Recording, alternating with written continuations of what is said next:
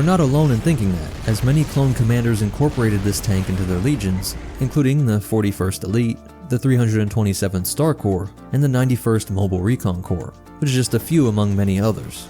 Kuat made this vehicle available well into the Clone Wars, perhaps seeing the same flaws we just mentioned in current Republic artillery, and the AT-AP quickly found its way into the Outer Rim sieges. Just as quickly, we see how the Jedi Generals misused this craft in their combat strategies. At least one was destroyed during the Battle of Horain, and their role as long-range artillery was seemingly completely ignored by the wisest Jedi of them all, Master Yoda.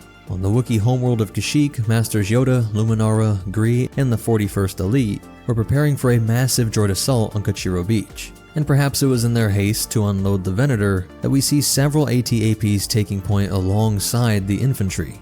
Once the battle begins to rage, we still see these walkers charging into combat alongside the mighty turbo tanks. While the AT-AP could be used to support larger armor, it is strange to see it so front and center, especially as the swift Corporate Alliance tank droids are closing in over the water, and the droid gunships are swooping in through the flak-filled skies. Aside from this battle, we do see them in use in a more proper way. On Felucia, under the command of Master Aayla Secura and Clone Marshal Commander Bly, we see two AT-APs bringing up the rear in a column of armor. Supported by the heavy AT-TE and the nimble swamp speeders, the AT-AP looms over the less protected AT-OT in a seemingly defensive position. This makes more sense than whatever was happening on Kashyyyk, and I'm sure this grouping of vehicles would have turned the opposing droids to scrap had the infamous Order 66 not been given out, and General Secura shot in the back by her once loyal men. It's never confirmed when the Emperor ordered the production of these walkers to end, but we do know that sometime around the historic Battle of Yavin, the Alliance had gotten their hands on a few of these walkers, heavily modified them, and sent them out into war during the Battle of Tatooine,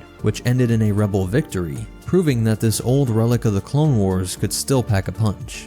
Legends say that some criminal organizations made great use of this old walker, with both the Hutt Cartel and Zan Consortium using the AT-AP extensively to grow their underworld empires. By the time the First Order came into existence, the AT-AP's legacy was still being felt, as the Urban Assault Triped Transport, or UATT, was inspired by that old design from Kuat.